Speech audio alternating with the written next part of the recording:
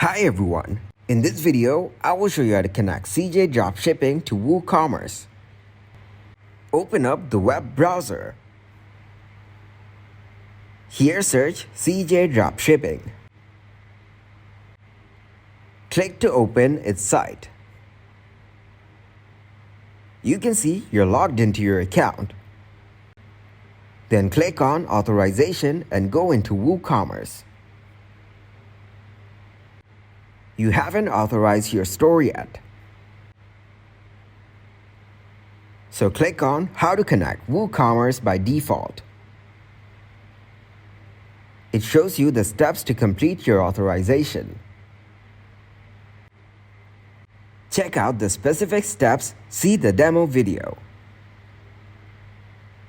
Then click on Authorization and go into Woocommerce. Then click to Add Store. Enter your site URL, then click to authorize.